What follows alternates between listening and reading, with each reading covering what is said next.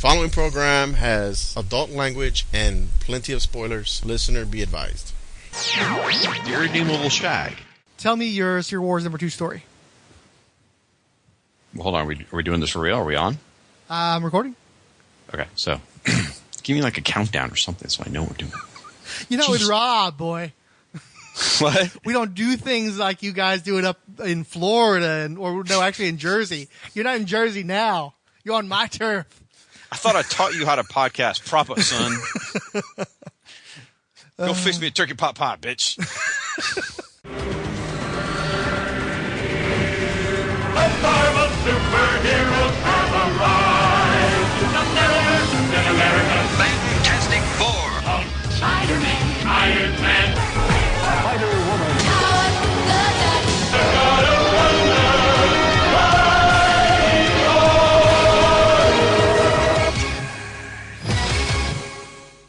You tell me when we're back in and give me a direction. I'm just going to leave you hanging. It's funnier that way. Bastard.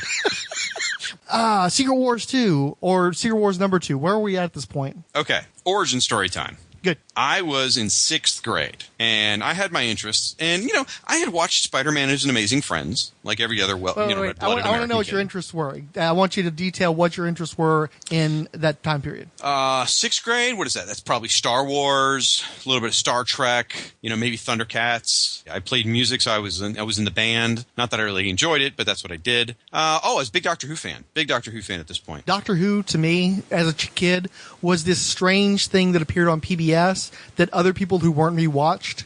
That particular point in time, or actually probably a couple of years after that point, my first girlfriend, who was a few years older than me, she and her sister and her mom watched Doctor Who, and you would think that, I would just go in and hang out with them and watch it with them and, take advantage of that, as an in for me. But I absolutely refused to have anything to do with Doctor Who as a kid. And my father, when I started hanging out with him a few years later, he watched it all the time. I never decided, hey, I'm going to spend time with my father and watch Doctor Who. I was just like, what is this weird, boring crap with all the heavy accents and that guy with the funny scarf, and walked away and go play with G.I. Joes instead. Doctor Who actually got me reading. I could read, certainly, but I didn't have a passion for it until I started watching Doctor Who. I'd read those Target novelizations, which were basically retellings of the episodes, and I read through those like crazy. It turned me into a voracious reader. And like you, though, the very first time I saw Doctor Who was a sneak peek of one episode called Genesis of the Daleks, which a few people at home that know what I'm talking about. And I thought it was a huge Star Wars ripoff. I'm like, it looks really poorly made. And here's this guy with a long scarf. There's another guy named Harry Sullivan, a girl named Sarah Jane Smith. And I'm thinking, so one of these is supposed to be Han. One's supposed to be Luke. She's supposed to be Leia, I guess. There's Davros and the Daleks. That must be Darth Vader and the Stormtroopers. And I thought some college kids had put this together as like a Star Wars ripoff. I thought it was terrible. And it wasn't until a few months later that I came back and watched Hand of Fear, and I was hooked. So, going back to Secret Wars. I never watched an episode of Doctor Who until, what was the David Tennant episode where the girl gets stuck in a manhole cover? Oh, God, you watched Love and Monsters? Yeah, my father put that on for me a number of years ago. That was the first Doctor Who episode I ever actually watched. It's a great episode, but I don't know that that's the right place to start. My father knows me. It was the right place to start. Okay, fair enough. I was definitely a sci-fi kid. I was on the periphery of all the geek kind of stuff. I had seen Spider-Man and His Amazing Friends. I'd seen all the superhero movies. At this point, what is that? That's 83. I was probably still reading the Star Wars comic book from Marvel Comics. So I was into a lot of, peripheral kind of stuff. And I had read the occasional comic here and there. I had an issue of the Fantastic Four. I had an issue of Justice League. I had lots of Sad Sack comics. Loved me some Sad Sack. I inherited those from somebody. Anyway, so I'm sitting in 6th grade, fairly early in the school year. So this would be towards the end of, 83. And maybe I have my dates mixed up. Those of you who know your dates, God bless you. I'm sitting there I'm screwing this up left and right. I'm not used to being the guest. It's confusing for me. Someone else is in charge. My power. I'm hungry for power. All right, now I want to know when Secret Wars came out, so I'm looking this shit up. Yeah, I want to say it was 84. Really? Okay, let me set the stage. It's March 1984, and I'm at lunch with my chums of 6th grade. And these are kids I didn't know in elementary school, so I'd just gotten to know them this school year. And I felt a bit like an outcast, as every kid in middle school does. I was part of the gifted crowd, so I was supposedly smart, and yet I was the dumbest kid in the gifted program. So I felt like a bit of an outcast. And we're at lunch. Well, was part of the problem that you referred to them as chums? Because I could see that being a problem. Yeah, that was exactly it. You're in 6th grade. You hit the nail on the head. I should have thought of that 30 years ago. You're watching you're reading Doctor Who novelizations and you're calling your friends "quote unquote" chums, Yep. yeah, there's your problem right there, dude. Probably. That and that I wore Zips from Kmart rather than Nikes. It's somebody out there got that reference. But so we're sitting around the Bobo lunch table. footwear. What's that? Bobo footwear. There we go. And they're talking about Wolverine and Cyclops and Spider-Man. And I know who all these characters are because, again, I watched Spider-Man as Amazing Friends. I remember Wolverine. He's this Australian guy with claws. Too early. That was 87. No! Yeah, I believe that was 1987 that Pride of the X-Men came out with Wolverine in the Australian accent. He had an Australian accent in the other ones. Did he have that? I thought that was exclusive to In Pride fact, of the I don't think X-Men. he had an Australian accent in the Pride of the X-Men. I actually don't know if I remember Wolverine being in the old Spider-Man show. Yeah, Spider-Man went to the X-Mansion, and Thunderbird turned into a friggin' bear in it for no apparent reason. And Wolverine at the end sticks his claw through a fruit tray and goes, "Hey, mate, want a piece of fruit?" Oh, my dear God. I have no recollection of that. I'm going to have to, as soon as we're done, run to the YouTubes and find that. Yes, the X-Men were in 2 episodes. One was Juggernaut. I remember Juggernaut, like, smashing through the X-Mansion, I want to say. That sounds familiar. But either way, check them out. I want to say there's at least 2 episodes of the X-Men. Maybe it's just one. But Thunderbird definitely turns into a bear in one, which is just like, what the fuck? Where did that come from? So in hindsight, back then I didn't know any better. So we're sitting around the table. This is the longest story ever. By the way, the other episode was and then there was one episode where they're all in the X-Mansion and people are getting picked off one by one. What are you, Googling this shit? No, I remember that off the top of my head because that was a very memorable episode for me because they had a whole bunch of Marvel characters in there that I'd never seen before. And watching them get picked off one by one, I was totally into that. But just a minute ago, you said that didn't happen. No, I remember I didn't say the X-Men didn't appear in Amazing Spider-Man. I didn't remember Wolverine. And I specifically don't remember Wolverine with an Australian accent since I thought the whole Aussie thing got blown up in the later part of the 80s. I thought that was I could be wrong. Yeah, I thought that was I was going for a laugh no matter what. So shut the fuck up and let me talk. So we're sitting around the table. I know who the X-Men is. I know who the Wolverine is. I know who Spider-Man is, right? I'm good. I know who Dr. Doom is. I'm keeping up. You're so Suddenly, frustrated. Anyway, terrible kids, just making me feel terrible. I don't know who Ultron and Galactus is. I'm picturing you as a young Ronnie Raymond, and your chums are all Cliff Carmichaels. Yeah, it's kind of what it was. That's sort of fitting. Yeah, except I didn't play sports. Oh, actually, I did play flag football. Now that I think about it. Anyway, so I'm being mocked horribly. And by the way, your Marvel listeners have no idea what you're talking about with Ronnie Raymond and Cliff Carmichael. I stole most of my listeners from you. Of course they know what I'm talking about. I do notice in your comment thread, I'm like, hey, there's Ange and Kyle Benning, and hey, guys, come back to my house and play. Anyway, so your show comes out on Monday, and my show comes out on Tuesday. We're all nice and cozy together. You're like my lead-in. I'm your warm-up comedian. So I go home. We're more like the week sitcom that comes in. I'm on the verge of tears practically because now I don't know or then. Galactus. What? Go ahead. What? What the fuck is so important that you have to interrupt my story about Galactus and Ultron? Oh, no, I was just confirming. Are you on the verge of tears now, or were you just then? Then. Right now, I'm pissed because this other mouthy guy from Texas won't shut the hell up. So, anyway, 1984 comes along. Super Friends hits the air. So September 94, Super Friends, the legendary superpower show. And I'm introduced to a little character named Firestorm, whose head's on fire. So I start buying that. That was probably... Well, not probably. It was the first DC comic I started buying on a month-to-month basis. Started buying Firestorm. That led me to Justice League, which, by the way, I collected Justice League from like 1984 all the way till about a month or two ago, nonstop. And it kind of breaks my heart that I've stopped reading Justice League, but I just don't care anymore. All the times you could have jumped, too, man. My all-time nader was Dan Votto. Yeah, I almost jumped, but back then I always knew because there's been lots of shitty periods of Justice League. God, I mean the period with one of my favorite characters, Blue Devil, is horrible, and yet I always know the Justice League can suck, but it will become good again someday. Someday. Boy, it sure came back after that run, didn't it? That was right Grant before Morrison? That was right before Morrison. Yeah, it came back big time. It was honestly, great. I have to say, too, like the last 6 months to a year of the Gerard Jones, Chuck Wojtkiewicz run, I actually enjoyed it. I hated the first 6 months or so, but the latter half, it actually finally started to get some traction just around the time they were canceling it. Are you talking about Justice League International? Justice League America. They started on the 0 issue. They'd moved over from Justice League International to Justice League America at 0 hour. Okay. And up until issue 100, the book just sucked. Just was terrible. And then at some point after 100, they finally started to figure out what to do with Obsidian and Nucleon and all those guys. And that would never be my Justice League, but I think the book actually got pretty good there toward the end. I hear people bash that run a lot, and some of it deservedly so, but the latter half... That's the run I'm talking about sucks. Yeah, I know, but that's why I'm defending it. Is I think like the last 6 months to a year of the book, they finally got it together and it was actually getting interesting. You like the Yaz? What the hell's wrong with you? I didn't mind the Yaz. No, but I think honestly what it was, I liked Fire, Ice Maiden, Nucleon, Obsidian, the way those characters were interrelating with one another. It was, like I said, it was finally starting to lesbian happen. relationship between Fire and Ice Maiden? Yeah, I dug that. Well, it actually wasn't a lesbian relationship. That was one-sided. Is Ice Maiden was trying to get with Fire, and Fire was hooking up with Guy Gardner out of like spite and desperation and depression. Pity fucks. Yeah. All right, we're talking about DC shit. Anyway, so the answer to the question is it started with Firestorm in '84, but when it started reading Justice League, it really kicked off with Crisis. Crisis was full of so much energy and so much creativity, and coming out of the other side of Crisis, whether you like Crisis or not, DC was exploding with new creative ideas. Whereas the New 52 tried to do the same thing and relaunch DC, they didn't come out of the gate with a bunch of creative ideas. They just came up with another way to tell the story. Whereas after Crisis, there was all kinds of creativity that no one had seen in years except over in Marvel. And so that's when I became a hardcore DC reader. It was probably around 87. Yeah.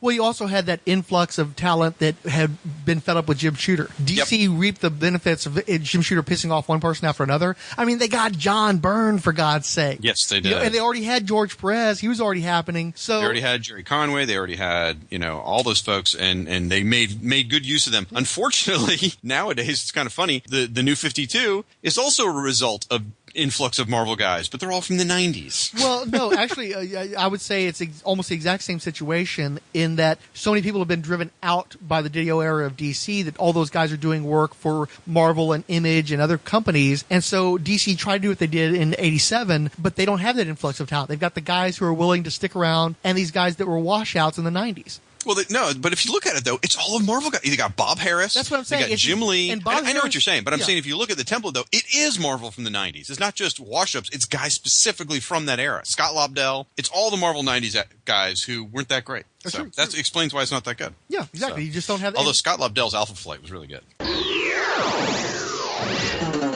Aquaman and Firestorm fighting crime together. Soak 'em down or burn 'em up. No one does it better. Whenever you find trouble, they'll always be there to catch them in a bubble or even torch their hair. They stand for truth and justice in sea, on land, in air. Aquaman and Firestorm, they make a super pair. The Fire and Water Podcast, celebrating Aquaman, King of the Seven Seas, and Firestorm, the Nuclear Man. Available at Fire and Water Podcast, Aquaman Shrine, Firestorm Fan, and on iTunes and Stitcher. I'm one of your hosts, the Irredeemable Shag, here to talk about Firestorm. Along with me is my co-host Rob Kelly, here to talk about some guy that talks to fish. Really? You're going to pull this crap during the promo? It's bad enough I have to put up with your shenanigans I also got Marvel Age quite a bit back then, too. But yeah, my brother bought Marvel Age. I don't recall paying money for that, like real money. Plus, I wasn't in a comic shop. They weren't on the newsstand. But I would always get them out of the quarter bins when I could manage to get to a place that had discount comics. When did Marvel Saga come out? That was, I think, the late 80s. That didn't last long either. And again, that was one that I don't think was on the newsstand. My brother bought it. And I read absolutely was on the newsstand. Was it? Okay. Yeah. Well, my brother bought it. I did not buy it, but I read his. And that was very much where I learned what I knew about early Marvel history as a kid. Here we go. September 1985. So this is really when I was a knee-deep in Marvel guy, because what I would do is I'd have to go to my mother's office after school, and for once a week, I would have to go to my mother's office and hang out at her office for 2 hours after school. So she would give me $1 or whatever your parents give your kids back then, and I would walk down to the convenience store, it was about 3 blocks away, or maybe 2 blocks, doesn't really matter, and I would pick up an issue of Marvel Saga and get a lemon lime slush puppy. And I would come back to her office and I would suck on that slush puppy and read Marvel Saga, and I could not finish it in the 2 hours because it's just text heavy. Yeah, it was great. It just love it. I bought Marvel Universe for the same reason. I didn't buy Marvel Saga, but I did buy most of the run of Marvel Universe as a kid for that reason. Marvel Saga was so much better, because you saw all the what they do is they would weave together the Marvel history not as it was published, but how it had become chronologically. So in the earliest issues, you'd see Heather and Mac Hudson from Alpha by John Byrne, yeah, and then you'd have a Steve Ditko right next to it. Yeah, so it was so fucking awesome. I love that book. No, I definitely loved it. I just wouldn't pay for it for some reason. I think my brother was buying it, so I was perfectly content to just borrow his copies. You never paid for anything, apparently. No, I paid for a lot of stuff. And you were just mentioning to me, one of the main ways I got my comic books is that my grandmother was a chain smoker. And she'd give me like a couple of bucks, and I would walk down to the local 7-Eleven, and I'd buy her a pack of Virginia Slims. And it usually took me 2 trips, so I had to earn that money. It took me 2 trips to get enough money to buy one comic book and probably a few sixlets, because I was poor. So that's how I got my comic book money, is I would get the change left over from a pack of Virginia Slims. Could you imagine a kid going into a store nowadays to buy cigarettes for his grandmother? No, that's one of the reasons why I wanted to share that story, because I used to do that all the time. This shit would never happen. No, yeah, kid, it's for your grandmother. Get the hell out of here, kid. Hey, I'll tell you this, though. I was never a smoker. Me either. My grandmother was a chain smoker. My stepfather was a chain smoker. My father smoked. Eventually, my mother smoked. She decided to adopt smoking like in her 30s. Okay? Oh, wow. Yeah, not a bright woman. And being around all those smokers, and I actually bought cigarettes for my grandmother, never had an interest in smoking. I've smoked the occasional cigarette, but you're talking about I've smoked less than a pack of cigarettes in my entire life. I've maybe smoked a quarter of a pack of cigarettes spread out over my entire life. I have a long history of smokers in my family. I never did. The closest I ever got was in college when I would get horribly drunk. I would wear my dirty raincoat, smoke a cigar, and go around and say, "Excuse me, pardon me. I was wondering if I could ask you a couple of questions," which is a really bad Columbo impersonation. Yeah, I caught that. But I was actually picturing you in your Ronnie Raymond phase in college now with your six-pack. God. Justice League International, Blah Ha Ha Podcast. A new monthly show chronicling the adventures of the JLI era by Keith Giffen and J.M. DeMatteis.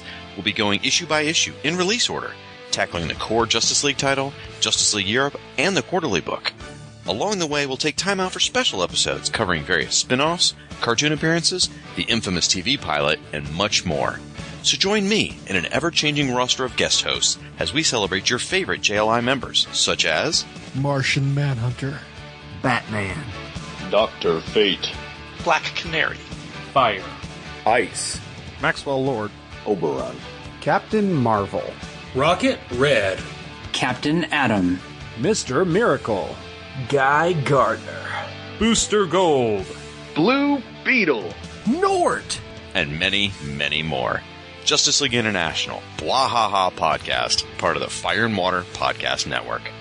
Want to make something of it? I mean, Well, I read all the Avengers from basically, I don't know, starting somewhere around the 30th anniversary with the foil covers. oh Yes, yeah, I jumped. That's one of those things we have in common. Yes, we both started with the brown jacketed Avengers. Yeah, we both jumped on to Titans with the Titans Hunt, which classic fans can't stand, and we loved to pieces. And Yes. we both had the Bomber Jacket Avengers, and we loved those covers, and we were totally into it for at least 6 months to a year. Actually, I started with the brown jacketed Avengers, and I stayed with it until almost the very end. Well, actually, I stayed with it into Hickman's run, and then finally just kind of gave up after a while. I got tired of all the relaunches. There's only so many times I can buy Avengers #1. That I've talked about this in the past too. I think that Hickman was telling too many DC stories in a Marvel book, and I like it when they're distinctly different from one another. But once you get into all the parallel universes and everything, and the incursions, and that's a DC thing. I really want the companies to separate, and instead they just seem to become ever more incestuous year after year. Well, his Fantastic Four run was outstanding, dude. I've heard good things about that. Now, didn't hurt that he had Eaglesham on the book, but it was really enjoyable. Dale Eaglesham, or Eagle, whatever the hell you call him, I love his artwork, and he consistently doesn't draw any books I want to buy, though. Alpha Flight, bro. Alpha Fright Blow. You know I planted that just for you, pal. Yeah, Alpha Fight Blow. Anyhow, but yeah, I will say though, with that creative team, I was tempted, and actually, I probably should check that out now that I've got the Marvel app. You're on Marvel Unlimited? Yeah, of course I am. I was pimping that before you got onto it. Greatest thing ever. And I'm a DC guy, folks. I am not a Marvel guy by trade, but I've been passionate about the DC universe. It's where my love is. I started as a Marvel kid in around 83, and I always felt like Marvel, once I moved on to DC, I felt like Marvel was the training ground for DC. I mean, that's how I treated it. But now, with the Marvel app, I added it up. I read something like, in my first year, because I kept a spreadsheet and tracked all the comics I read on the Marvel app because I'm that much of a dork. I needed to know my utilization of the dollars and if it was worth it. So between me and my stepson on the Marvel Unlimited app, we read somewhere in excess of 300 comics. So if you do the math on that, that brings the price down to 20-something cents a comic, which is unbelievable. And it's not like we're reading 25-cent bin junk. I'm reading early, John Byrne, Claremont X-Men. I'm reading some amazing Spider-Man comics. I'm reading all, whether it be modern Battle of the Atom X-Men versus the Peter David Incredible Hulks. I read some great comics, and it made me so happy. I got so much joy.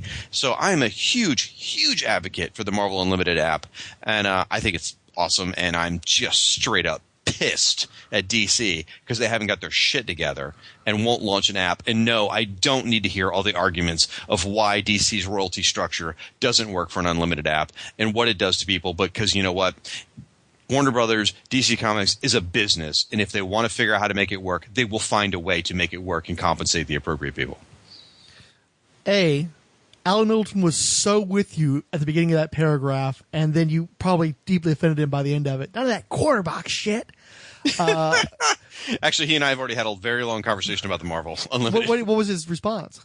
Well, you'll find out in July when it comes out in the Quarterbin podcast. Oh, very nice. Okay, reason to listen. Good. I need one of those. It's an Ultraverse book, too. Oh, dear God. Maybe not. Anyway, the second thing is I don't use the app nearly as much as you do, not even a fraction as much. I'm that guy who buys Blu-rays and DVDs and puts them on the shelf just in case I want to watch a movie at some point in the future to know that I have it. And I'm the same way. I do that with books. Huh? Yeah. Oh, yeah, I'm bad about that too.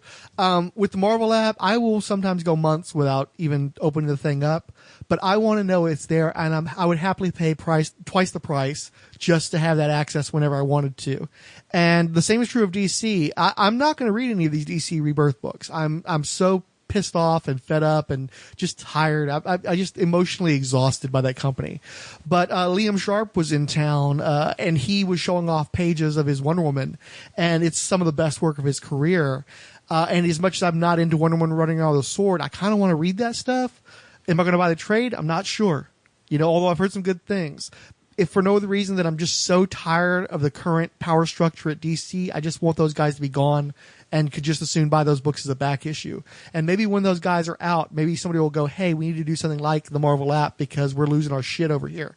And their market share is fucking in the toilet. It's like 20-something% versus Marvel's 40 to 60%, something really high like that.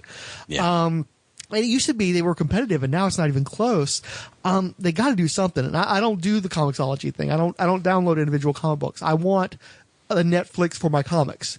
And the more people that have that, the more I'm willing to spend the money year after year just to have access when I do want to read that. DC desperately needs that. The Comixology Unlimited app's pretty good, too. I just did the free month trial of it. Mm-hmm. I was pretty pleased with it. And I know you read a lot of Image books, so I think you probably dig it. Yeah, my understanding is one of the things they did with that is they put a lot of the initial trades on there, but then you can't continue the series after that point. But the creators were still... Who cares? The people who complain about that, shut up. For your $6 a month... You get access to the first trade. If you like it, then get off your butt and go buy the next trade. That's what it's for. It's a taster. I have it under good authority that In Stock Trades has Deadly Class Volume 1 for just $5.47. So, and if someone listened to the Justice League International Annual number 1 episode, however many months ago it came out before this thing did, they would know that. But yeah, I mean, and compensation is an issue with that because I understand that Image is putting some stuff up there and there's still some question about who's going to get the money. And that's more of a concern for me with Image than it is for DC because I think at this point, so many creators are so used to getting fucked by DC that they'd probably be like, okay, whatever, let me do what I can to try to scrape some money out of these fuckers. But it's such a runaround. What's the point?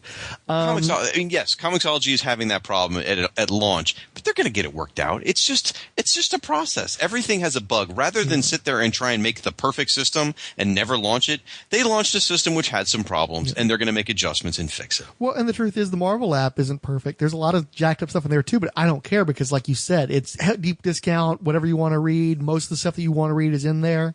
So you know what I'm reading right now?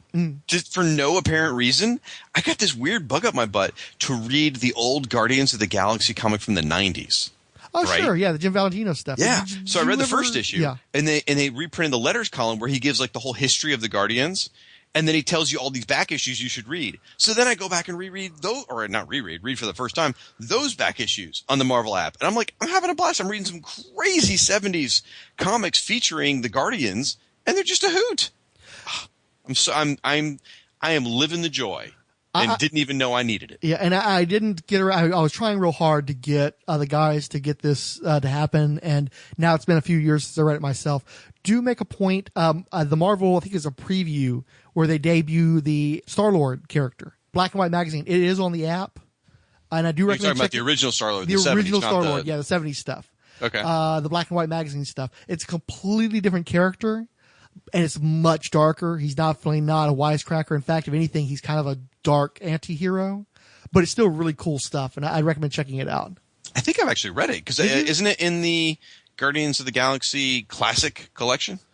Maybe, yeah. Well, see, the thing is, they also put some stuff in there that was more like Claremont, and it was in full color, and that was a more mainstream version of Star-Lord. The version of Star-Lord you read do some kind of questionable stuff where you're like, is this guy a nut job? Is this guy dangerous? Because that's what I read, and that's what was like, whoa, this is a whole different character. So, and I think it was like Steve Englehart that wrote the initial stories, and he was going to a way different place than what they did with him later on. All right. Also, check out the Thanos series. Really? Yeah, I liked. I know, it's not for everybody, but as much as I love Jim Starlin and the Jim Starlin stuff in Warlock is going to play into Guardians that Jim Valentino did. If you read it long enough, I think within the first year, the Universal Church of Truth starts getting involved with the books. But as much as I love Jim Starlin, I wasn't a huge fan of his initial run on Thanos, and then he had a falling out with Marvel and quit out of nowhere.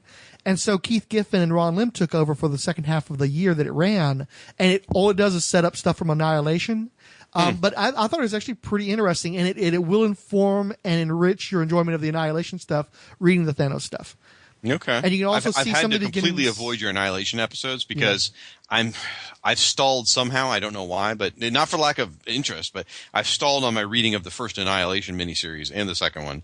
And some people have already spoiled certain aspects of the thing for me, so I'm bummed about that. And the thing with if you read the miniseries, you're already spoiling it because you have to read the Prelude miniseries before you can even start on the main one. I think I'm reading whatever the trades, however that lays it out. So I read the Drax miniseries and which was all bad. that stuff. What? Just off the Drax miniseries was bad.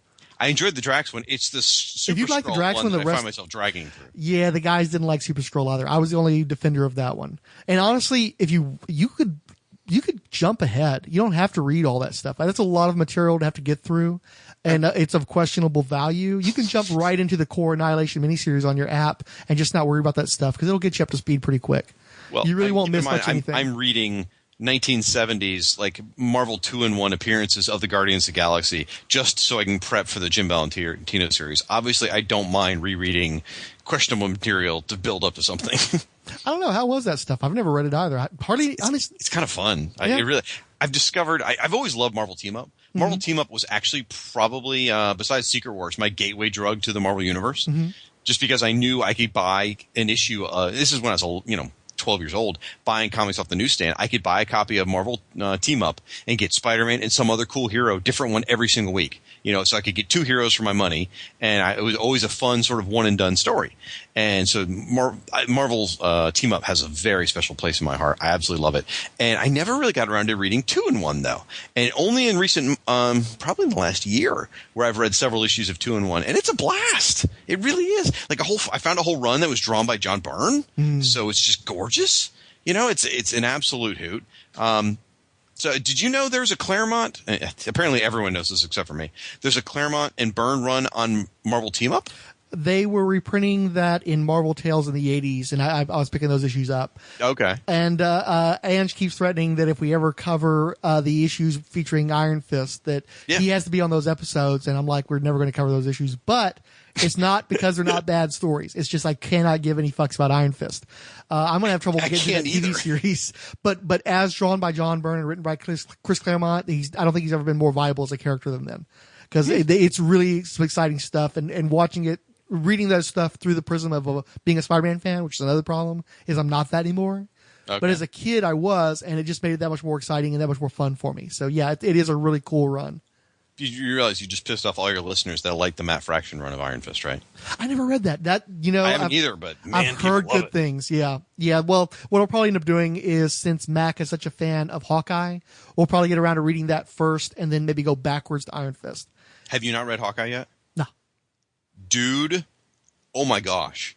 It is as far as the monthlies go on Marvel, a couple years ago when I was still buying mostly current comics, Hawkeye and Daredevil were the only monthlies I was buying out of Marvel. And Hawkeye is spectacular. It is so good. Now, you'll hate it just because we all like it, but it is so good. Such a great comic. Well, the great thing... One of my favorite moment in the whole series, just shut up for a minute. My favorite moment in the whole series is he's just slept with a woman, which is awesome. And someone comes into the room and they're like either shooting at him or trying to beat him up, whatever. And he has to dive across the room and he's jumping across the room naked. So what do they do? Over his junk, they put the Hawkeye headpiece or the Hawkeye head image from the corner boxes in the 80s. Remember in all the corner boxes, like the Avengers, they'd have all the little heads up there? I'm aware of all this, but you're telling everybody else, so just go on ahead and you do your thing. I missed everything you just said. Okay. I was aware of that, and I wasn't going to reference it because I figured I'd be spoiling it for Mac, but you go ahead and spoil it for Mac. That's okay. Well, it's the head. That is awesome, though. I loved that. That was a great gag. Hysterical. So the one I want to read is the Pizza Dog Spotlight. That's a great issue, too. That's a fantastic issue. But yeah, no, I've been torturing Mac because there's a bunch of stuff that he wants to read, and I was always wanting to do it somewhat chronologically. First, we got to build up to it, and so we did our Hawkeye episode where it covers his early days as an Iron Man villain, and we're going to jump ahead to the 80s Mark Gruenwald miniseries pretty darn soon, so he'll find some relief there, but it's still going to take us a little while to get to the Fraction stuff. For the Fraction stuff, you don't need any history. Well, yeah, but we're still going to cover the miniseries just because Mac's got a personal connection to it, and I do too. But we'll probably jump right on ahead after that to the Fraction stuff. I was going to say, then you're going to have to do Young Avengers too to get the whole thing with Kate to understand her as Hawkeye. We'll lay that out as part of the episode. I'll give them the lowdown on her. All right. Plus, I read Young Avengers. I don't know why that happened. I can't even remember how that came into my possession, but I did read about the first half a year or so. Because it was shockingly good. That's why. Especially it shouldn't have been. It should have been complete crap. Yeah. But it was surprisingly very entertaining. That, and didn't they have that crummy cartoon? There was like a similar concept out around the same time. And you contrast how crummy the cartoon was versus how cool the comic was. What was A Next or something like that? No, A Next was part of the M2 line where they did the Supergirl universe, Spider-Girl universe. Maybe Next Avengers or something like that. Something that. Yeah, something it was really the future, lame and like it was supposed to be the Avengers kids. Yeah. Oh. I didn't even watch it, but it just gave me the shivers thinking about it. Okay, what program are you using, by the way? I'm using Audacity. Oh, but it records both of us? Yeah. Well, see, I've got you're going through my mixer. Mm-hmm. So, and then the mixer is the recording device for the Audacity. So, interesting. Yeah, I had to go through that because, the first thing we recorded on was this awful Radio Shack cassette device, which I should have thrown a picture up on the annual just to show how awful and antiquated this technology was. Let me think. I just completely lost my train of thought. Oh, yeah. So what I would do on occasion, and you can definitely tell this on the Iron Man episode especially, is I tried to record the incoming information on one track, and then I was on another track, and then I was trying to splice that stuff together. Mm-hmm. And talk about time consuming. That's literally the worst thing you can do in terms of time. So I finally learned my lesson, and I broke down and I went and I bought a bunch of stuff, about $400 worth of stuff from a music store, and none of it was worth a shit, and they wouldn't take anything back. And then my girlfriend got me early Christmas birthday presents of the mixer and new mics. Okay. So I totally got ripped off, and I'm learning the internet is a lot more honest than human beings. I should trust technology more than I trust my fellow meatbags. That sounds pretty fair. I use a $30 program called Power Grandma. Uh-huh. Great program. I've been using it for years, but it did something funky a couple weeks ago, so I uninstalled and reinstalled it, and I can't fucking get it to record all of a sudden, no matter what I do. And I went through it with Michael Bailey, who's really familiar with it. Yeah, he couldn't figure it out. So I've emailed the company, but that was Friday night. So now they probably won't email me back at earliest till Monday. Mm-hmm. So I can't record a shit right now. I've got all this material from the Secret Wars. I started recording this stuff back in October. And what would usually happen is, like what's happening now, is you get online, you start bullshitting with somebody, and before you know it, a couple of hours have passed, and you're like, well, I could use that. I'm thrifty. I can just use that and make, I was thinking of doing Wild Agents of Marvel episodes where I'd spotlight the guys who've contributed and then isolate the stuff from Secret Wars and turn that into a Secret Wars episode, and all the other stuff that was left over, it's our listener episode. Gotcha. So yeah, I don't know how I got on that. Oh yeah, so the point is so I've got, not only do I have all this filler material that we've been running for the entire holiday season, but then I get to go into the Wham stuff right after that. So I don't have to see my good friends for a couple of months now until we have to actually record some new shit. What's Wham? Oh, you don't remember Wild Agents of Marvel from the 90s? Oh, Wild Agents. Okay, I didn't Yeah. recognize the acronym. You said Wild Agents of Marvel a minute ago, and then you said Wham! I didn't follow the two were related. Sorry, my mistake. Yeah, most of the people that I talk with seem to be children of the 90s. Mm-hmm. I feel like little old man talking to a lot of these guys. So I figure I need to just key into their generation and go ahead and go with the Wham. But it's kind of frustrating when it comes to stuff like Secret Wars because it's like most of my friends don't have any memories from it. They were a little bit too young for it. And it's like, so like I'm trying to talk about this full spectrum and it's like, well, I read the comic in trade paperback a year or two ago. Let's talk about that. It's like, you have nothing. What do I do with that? Well, no, there's a valid perspective. I don't think you need 10 people giving that same perspective, but at least one person giving that perspective would be interesting. Hearing how someone comes to it nowadays after growing up their whole life with crossovers every year. Right, but the thing is everybody I've talked to has had that story. Okay, well, I'm just saying, at least get one of those. Forget the rest. You're my elder. I finally get to talk to one of my elders. So. Yeah, old man. I get to make David Gutierrez jokes now. Oh God. He gets on a thing. He doesn't let go. He's like a little pit bull. Well, it's funny because it's your karma coming back on you because he's the you of the Ultraverse Network, and then you're obviously the you of Fire and Water, and then you're the me.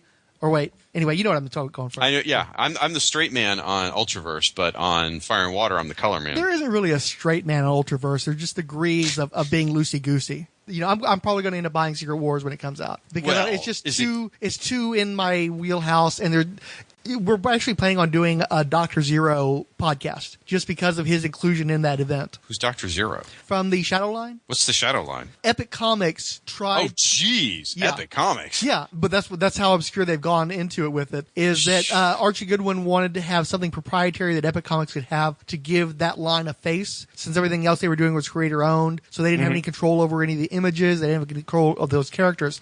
So they set up their own little subline with Dr. Zero, St. George, and Powerline. And they ran, I think each of them ran 8 issues total. And I happen to have bought a set of Dr. Zero, so I want to cover that because they're going to. Have you heard of this Super Blog Team Up? Have you ever heard of that? Super Blog Team Up? I'm not sure. It's this group that contacted me. I know you know like Longbox Graveyard and Chasing Oh, yeah, I've seen these guys, yeah. Yeah, they're all part of this thing, and they invited us in, so it'll be our first, it will be like a podcast component to their next crossover. And they're doing Multiversity. So I was like, well, what could we do that would break loose of that? And with Secret Wars and seeing Dr. Zero prominently in that one Alex Ross, gatefold image they've got, it's like, well, we got to go ahead and get Dr. Zero done because nobody's going to see Dr. Zero coming. That's true. You will have that unique little corner. Congratulations. Well, I haven't been keeping up with much of it, but I saw the ads just the other day in previews, and I mean, just the depth of the various Marvel universes they're tapping looks pretty deep. Of course, you have one close to your heart that they're not going to be able to touch. Ultraverse. Yeah, that would be great. It's a bunch of crap. Never mind. I'm not even going to go into it. But I mean, we can talk to you about it a little bit because if we're doing a Secret Wars podcast, this would kind of tie into why the Ultraverse isn't in there. My understanding is that all of those creators, particularly the writers, had participation rights that Marvel hasn't necessarily been entirely upholding, and they don't want to have anything to do with any of those issues, so they've just mothballed those concepts. There is a lot of truth in that statement, but that's not the real reason. Because all that takes is an accountant with a good spreadsheet will fix all of that. That's all it takes to get people their right amount of money. Well, wasn't there a reversion too? I thought that somebody like Englehart was trying to get a reversion on some of his characters, and they were fighting that. Yeah. So supposedly what is really going on now, this is not factual, okay? So understand I am talking from apocryphal stories, they come from fairly reliable sources. Can I use this? Because I know you've been in contact with people. I don't know if you want that out there. Is this you and me talking, or is this something to put out? No, you can put this out here. This is fine because it's been out on enough web pages, okay? It's been on enough web pages that it's not like me sharing some sort of secret information from a creator. Right. Okay? But the guy who founded Malibu, I want to say his name's Scott Rosenberg, I think is his name, also founded Platinum Studios. Yeah. Oh, already. There you go. Yeah. Exactly. He is not a very popular person in the comic book industry. He's not well liked at all, actually. Again, apocryphal. But supposedly part of the Malibu deal was that any appearance by the Ultraverse characters outside of comic books in like The Ultra Force show, for instance. Ultra Force, or if they were ever do a Prime movie or put Prime on a lunchbox or whatever. Apparently, supposedly, Scott is supposed to get some residuals off that. And Marvel, the people at Marvel, at least the people still there from the old days, hate him so much that they don't want him to get a single penny out of them. And so Ultraverse got shelved for that. Again, this is not me with insider information. This is simply what I've read on enough websites and backed up by enough people in behind the scenes. Again, that they backed it up there in the public, so I'm not sharing any secret stuff. That is supposedly the real reason is because of that guy. Because again, you're right. The creators do have some ownership of the characters, and if they do publish stuff, they should get some money. It's not a lot of money, but some. An accountant who does royalties already can figure that crap out. It's not hard, so it comes down to that. Well, isn't there some sort of a reversion point as well if they don't publish them after a certain amount of time? They revert it also? No, I don't know of any reversion point. I mean, obviously, there's the public domain threat, which is 75 years, and they go into public domain. Like what happened with a lot of the Golden Age superheroes are now in public domain that Dynamite publishes. Well, hell, it's already been 20 years. They're working their way toward it. Right. None of the creators will be alive by that point, but. True. So in another 55 years, folks, watch for your Prime Solitaire team up. And I'm looking forward to your Apocryphal is going to be the new Influenced. You don't get that joke. Moving on. No, I don't. I think, by the way, your most recent comment made a lot of sense. We need to figure out some way to make it more accessible to people that haven't read the comics. You're absolutely right. Well, I mean, most of the people who are going to be listening to an Ultraverse podcast actually have an interest in the Ultraverse. I have no shits to give about the Ultraverse. I'm listening to this because mostly for you, but I really like David as well. I think you both work very well together, and you've got such good chemistry that I'm listening for you guys. I do not care about those characters whatsoever. So part of that is just I am so not the target demographic. So I hate for you to try to gear towards people who probably won't be listening anyway. You know what I mean? True. It's if you've got fans, and the only thing worse than not explaining enough is explaining too much to people who already know, and they start tuning out on you. Oh yeah, that's true too. So it's a two-edged sword. So don't make any adjustments just based on me. But if you get other comments on those lines, obviously you got to follow up on that. But I don't want to skew you guys. I'm just there for you guys. Well, I don't know. Fans is a strong word, as you said, described a minute ago. I mean, it's such a niche. I mean, Fire and Water is a hell of a niche. This is like an insane niche. I don't know how I went down this rabbit hole. I was halfway kidding, and then David talked me into it, and I'm just having fun with it. But sort of like you, I don't care that much about the characters. Yeah. I mean, a lot of it's an act. Really? Okay, you're playing it up some, huh? Playing it well. I enjoy reading the comics. I am rereading the whole line right now, and I'm enjoying the hell out of it. But I'm not in love with the characters, you know. Not like what we're about to do. The Ultraverse Network begins now. Over 20 years ago, Malibu Comics debuted the Ultraverse. It may not have lasted long, but the creativity and quality of its titles and creators caught many readers' imaginations when it first appeared and in the years since. This network of fans celebrates the fun and excitement of the Ultraverse and its awesome writers, artists, and characters. Featuring 3 ongoing podcasts covering a variety of topics including Nightman and Solitaire, our blog will feature regular coverage of The Strangers, Sludge, Firearm, Ultraforce, and all your other favorites. Look for Ultraverse Network on iTunes and visit our website at ultraversepodcast.com. We are giving Ultraverse fandom a jumpstart. I feel like I'm reflecting on my girlfriend when she listens to our podcast. Is most of the stuff we talk about, she didn't know anything about either. She's just getting off on the jokes and the laughs and the way that we're able to convey stuff. So it's sort of like I guess that's the way I'm coming to the Ultraverse. Is like I like you guys, and I'm not completely resistant to hearing about these characters. So yeah, I don't know what I was trying to say, but I said it for long enough, didn't I? You're still in that honeymoon phase where your significant other supportive of the podcast. 6 years. Oh, you mean of the podcast itself? Okay, yeah. So yeah, that worm will turn. Actually, I with her, I don't think so. Actually, really, she's like me. She's kind of a creature of habit. If she starts doing that, and so long as she likes me, she'll probably like the podcast. If she stops liking me, it'll be a different situation. But that's probably where I've gone wrong. So I've been married 10 years. So I'm doing that Idlehead podcast now, and I'm so bored. You're doing what? You didn't know about that? No. Okay, what are you talking about? I've been doing because the podcasting killed my ability to do a daily blog. Okay. I couldn't do it anymore, and I was losing interest anyway. So I decided, I could probably do a little short weekly podcast. So I'm too deep into the Idlehead podcast. And so it's me talking the first one was like 13:13. The second one's like 18 or 19 minutes. And I get so bored hearing my own voice. It's like I tune myself out. So I have nothing but sympathy for people who actually listen to that. But I'm doing that solely because I feel the need to have a Marsh Manor podcast. I feel the need to continue that blog in some fashion. But if I have an audience, it's completely by chance, and God bless them. But I have no cares about that. So when I hear myself and I'm tuning myself out, I feel bad for an audience that hasn't listened to me on my own. And there are a lot of guys out there like that, I'm sure. Whereas you have a great radio voice. You have a great deal of you fill up the room. That's one of the things that you don't hear it as much on the podcast. But when you spend time with Mr. Fix-It, he's a guy who's just got such a presence. He just fills up a room on you, and people just want to hang out with him and they want to hear him. And I don't feel that way. I don't feel that way about myself, much less for other people. So you, as a person who's out there, who's got a vibrant persona, who has social skills, you're going to be like, we're all going to be moths to your flame, dude. So I'm not surprised that you're getting sucked into all this stuff unintentionally. Well, is Diablo Head? Is Idlehead? Is that on your site or is it on iTunes or what? No, it is on iTunes now, and it's on the old blog, and I'm also running it on Rolled Spine. But most of the people who give a crap about Marsh Manhunter were already tinkering with the blog, so that's been where that conversation happens. It's just sort of like how with anything, like it seems like there are certain times when comments favor Rob's stuff, and then most of the time it defaults to Firestorm fan because it's just a better interface. Yeah. But sometimes it seems like with Power Records, some of that stuff, a lot of people will just gear their comments towards there. It's the same thing with this. The people who want to talk about the Idlehead podcast are talking about it on my blog, which is where I want them anyway, because Mac does not want updates on stuff going on with my stupid Marsh Manor podcast.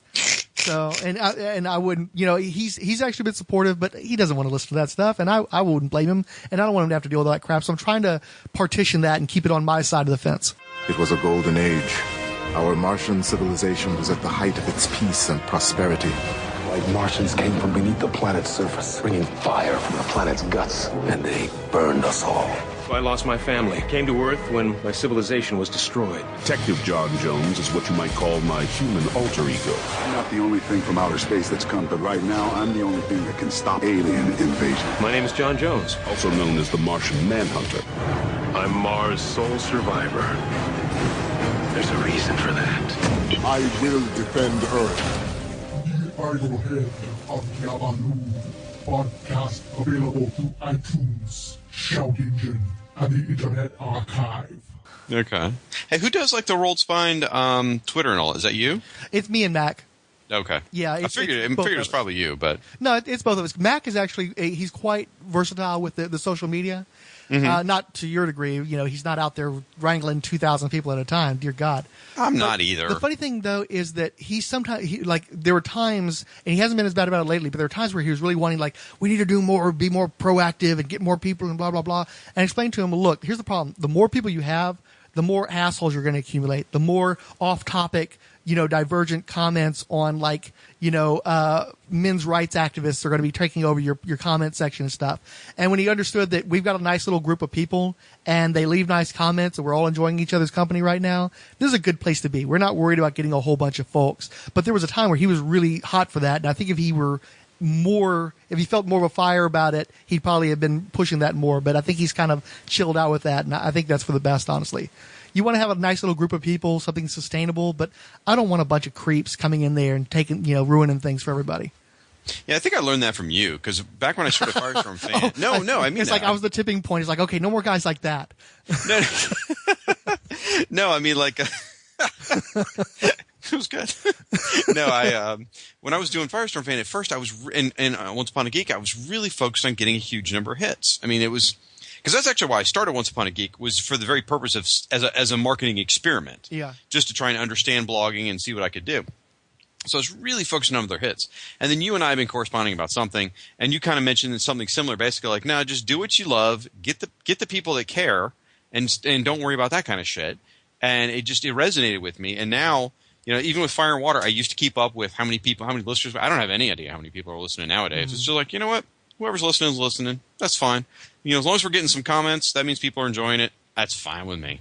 Yeah, yeah. And just so long as you get enough to keep the fire burning, enough to where people are like, hey, we still want to hear from you. We want you to, can you talk about this? Can you talk about that?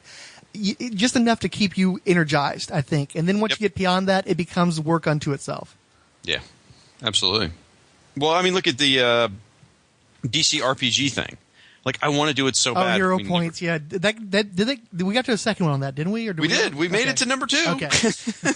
And number 3, as far as I'm concerned, is still going to happen, but it's a matter of actually doing something. It's because those fucking role-playing books are so long. Yeah. I don't envy you guys trying to go through all that material. And I didn't know role play nearly as long as you did, but I've got a nice little collection of books that I can follow along with. But aside from that one like really extended campaign, it just was too time consuming for me. And then going through all that material is, oh man, I don't envy you. Yeah. Well, I told Cisco, I said the next one we do has got to be a book I don't have to read. Like something that I can, like we're talking about doing one of the Green Ronin books. They did these 2. They're kind of like Who's Who's, really. They're just basically character after character after character after character and all their stats. That's all it is. And I said, we could do those because I don't have to read the fucking book. Wait, are you talking about those loose leaf ones, the ones that were... No, the Green Ronin's more recently. This is the people who did Mutants and Masterminds. Oh, okay. I got lost. Yeah, sorry. Yeah, it's only in the last like 2 or 3 years. Yeah, it was not Mayfair. I don't know what it is. Gotcha. Yeah. This is a company. I felt so bad for this company. They got the license to do all this. They published their first book, and then September 2011 happens. Oh.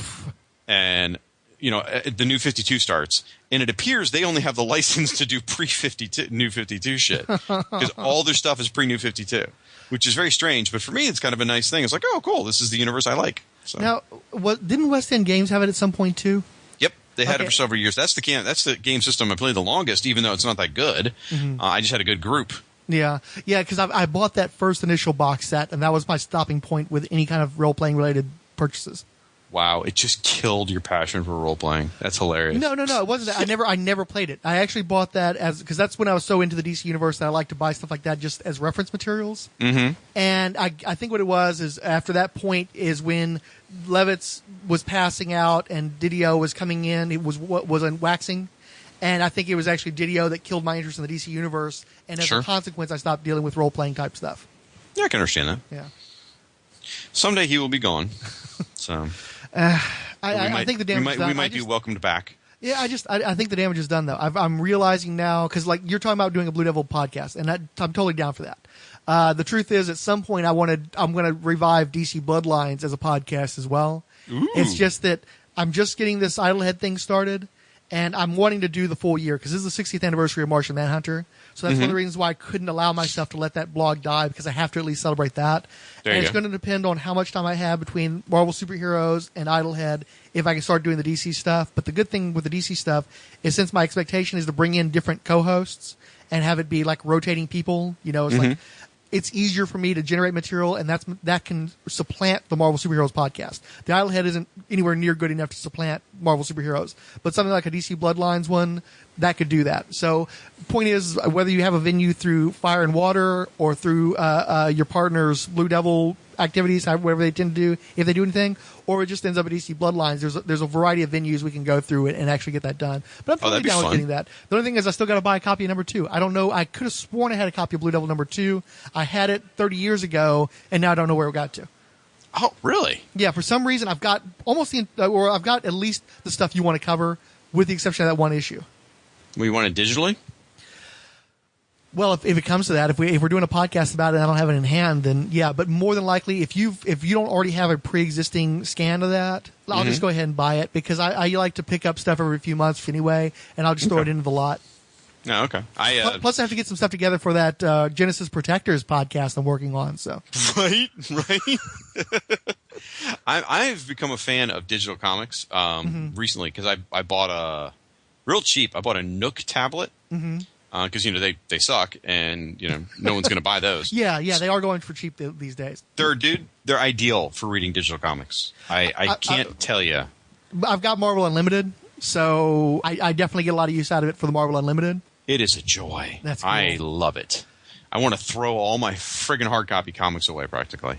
See, I won't. I was trying to I couldn't actually sign on to Comixology. I was trying to do that because I wanted some comics for my European trip a while back, and I couldn't get the Comixology app to work. And I also didn't want to have to deal with paying Comixology, because I understood they were getting bought by Amazon. I just wanted to deal with Amazon, but they're still separating the two, and it's pissing me off. Yeah, that seems sort of foolish. It really seems is. like they would get that shit together, And Amazon would become, Comixology Amazon would become the iTunes for comic books. Absolutely, absolutely. And that's the thing is I've got an Amazon account. I have no compunctions about using it, but I can't even sign on to these Comixology guys. I can't even get logged in. I've downloaded the app and I can't use it properly. Whereas I bought some comics from Amazon and read them instead. I don't have problems with anything related to Amazon on any of my devices, but I couldn't get the Comixology to work on my tablet or on my desktop. That alone was enough to put me off of getting anything from Comixology, and it's been a few years now. They deserve a second chance. Yes, they do. But I haven't been prompted. I buy 2 comics every week on Comixology. I buy reprints of the classic Fury Firestorm series and the classic Blue Devil series. And let me tell you, they are, also the Justice League International books. They are glorious to read on the Comixology app. In fact, in some ways, the Comixology app is better than the Marvel Unlimited app as far as the reading experience. The guided view is better with Comixology. Sometimes the Marvel one you get, the panels aren't quite lined up right and things like that. The Comixology one's really nice. I'm very pleased with their app, so I support it fully. The industry needs for somebody like Amazon to get it together because we're dying out here. Oh, yeah. I mean, it's sad. Yeah. All right, so tell me, what's your thoughts finding for ourselves Secret some nice, depressing. We get let's find something nice and depressing. Let's hook into that and let the conversation just completely die for 10, 15 seconds. That's awesome. Conversation killers rock. It's exactly how things are. Obviously, the people who create comic books want you to read the things. Comic books aren't meant to be precious. They're pop art. They're junk culture. But they're our culture. If you're listening to this podcast, it's your culture. Most people, when they talk about comic books, they're talking about the so-called Big Two, Marvel Comics and DC Comics. It strikes us, though, that the entire comic book industry is undervalued by the general public. As comic aficionados, we'd like to have a podcast out there that covers the entire rest of the industry, and for that purpose, we will be your underguides. If you're sitting around and you find yourself bitching about comic books all the time and how comic books suck and how back in your day comic books were good, take a listen to the underguides, and you'll maybe open up a little doorway to some independent comic books that you hadn't read before. It doesn't have Spider-Man in it, or a Wolverine, or a Green Lantern in it, but it talks about people's lives and stuff, and sometimes you can identify with. If you're wondering where all the good writers and stuff went that don't write your comic books anymore, they're making independent stuff, so maybe we may cover it, and you may find something you can go check out. You know what was surprisingly okay? That last bit of the run where they went Fight Club with totally new characters. I hated that. You hated that? I thought it was kind of interesting, actually. Well, I was so heartbroken because I loved the previous incarnation. How was the Baron Zemo Born Better miniseries? Is that a setup or? No. I've had it in trade paperback for years, ever since it first came out. I love Baron Zemo, and I never have gotten around to reading it for some reason. It is as. Do you remember when Thunderbolts was being published twice a month, and they had like one issue took place on Earth, and the other issue took place on Counter Earth? Yeah, I think Pat Zurcher was doing the book at that time, right? It was about as entertaining as those, which is good, diverting, but fairly quickly forgettable. Yeah, not up to the bar that had been previously set. Correct. Okay, well, and my mileage may vary too because I have a great fondness for Zemo. So, if you like the Citizen V miniseries, maybe you'll like this. No, I didn't. So, I just picked up dirt cheap 3 West Coast Avengers trades, hardcovers. I guess Marvel's dumping them right now. I got the one collecting the miniseries for $5. Then I got the next 2 hardcovers, like the first few issues and the next few issues for like, I don't know, $7 a piece. I was like, woo! So I haven't read those in, whenever, since they first published. So I'm looking forward to reading those. I'm in the same boat as you. The only Avengers series I followed besides the early days of Buzik Perez and the Bomber Jacket era, I followed for about a year, was the West Coast Avengers. I followed that when it was coming out up until about the early 20s. Yeah, it's probably about where storyline kind of burned me out, even though I was enjoying it, but I just couldn't keep up with it anymore as a kid. I couldn't keep up my interest in it anymore. I may have bailed even before you. I'm not sure. I can't remember where I stopped. I remember a lot of Grim Reaper. That's what I remember. My stopping point was when you had Hank Pym preparing to kill himself, and then Flamebird. Wait. You just bought that stuff. I'm not going to spoil 2 things for you. There one you go. episode. Thank you. Let me just appreciate that. It'll be 6 years till I read it, but it's on shelf. Oh God, I've got so much stuff on the shelf that I want to read. I haven't had a chance to. That's actually one of the things I like about podcasting is it's forcing me to go and dig up stuff that I've had on the shelf for the longest time. That's why I don't have a DC podcast, because I was so immersed in that stuff while I was doing blogging that it's so great to let me do some Marvel stuff. And we should have an independent comics podcast fairly early next year. Oh yeah, we've already recorded some material. You got to be careful. Because you're going to do to yourself with podcasts what you did with blogs. No, it's all. See, here's the thing. We're not. I've got the Idlehead, and that's going to be my little side thing, and that'll be a weekly, ideally. But otherwise, it's going to be just week to week. So if we don't have we'll replace the Marvel superheroes with the independent one, and it's still the same. You're going to do one. what we do. Yeah, okay. Yeah, I'm going to do what you. I mean, they'll have their own streams. I'm not going to run it all through one stream because I want people to choose to listen to it. But if we could, ideally we would. We don't have the time or understanding of how to build the separate feeds and one website and all that. And I think now that I've done Ultraverse, I could probably figure it out. But we're so far into it. We did talk one day about rebuilding everything from scratch and doing that sort of thing, but I don't know. We'll see. I don't know that's the way to go. No, you're fine. I've been interrupting you the entire hour. I can't hurl stones at you for what I do. Hell, and if you listen to the podcast, I interrupt my friends all the time. I'm horrible. Anyway, so what it is, it makes sense for you guys to do it the way that you do it, because for the most part, it's still either you or Rob all the time, and usually there's two of you together, even when you're doing side stuff like the Star Wars one, and only occasionally do you bring in extra guys, but they still feel like they're part of the family. Yeah. Whereas stuff like the DC stuff, if I do a DC Bloodlines podcast, it will almost certainly not feature any of my close friends like in real life. Yeah. Because they're just not DC guys, and it frustrates me too much to talk to them about DC stuff. And they'll come up with stuff like, hey, wouldn't a Wonder Woman movie be great if she's coming here to get pregnated by Superman? Wouldn't that be awesome? And then I have to murder my friends, and I don't need the audio recording of that happening. So it makes more sense for us to isolate, because aside from me, and honestly, I want to do some podcasting without me, more of that without me. I'd love for Mac to do stuff with cars and sports and more of the stuff that he's interested in. And Fix It would love to do more like a Smodcast. He wants to do more Kevin Smithy type stuff. So it makes more sense for us to diversify, because honestly, we would be having ideally people, but not only would we be splintering off and doing stuff separately from one another, but we'd be bringing other people who could potentially do separate stuff. So it would be more like a network. So it makes sense for us to separate. Where with Fire and Water, you've got the core audience that want to listen to an episode every single week, and it's usually you two guys. So there's no sense in breaking that up, especially because you've already got this long history. And I think it helps to be bundled. You know, like I've made a point of keeping the Idlehead separate, and I don't want people feeling like they have to listen to that, because it's just not as good. It's nowhere near as good as Marvel Superheroes. So I don't know. It just works for us to be separate, but I think it works better for you guys to be together, because it's still the same core group of people talking about the same type of stuff, and it's more of a family environment. You're being far too nice. I'm not used to this. Is this really Frank? Well, see, I have to like switch hats. I've got my MPD going on. Once we start doing Marvel stuff, I'll be cursing and calling you dirty words and stuff. Well, I mean, you're being almost complimentary. So it's because we're off air. I didn't think about that. Yeah, exactly. Of course. Now, do you have any preferred racial epithets? Are you like Polish or something? I can work with I am material. Polish. You should use that. I'm also Czechoslovakian. Use that. That would be perfect. I don't know any Czech jokes. You can tell me the Czech jokes, and then I can hurl them at you later on. Fuck, I don't know. It's a plan.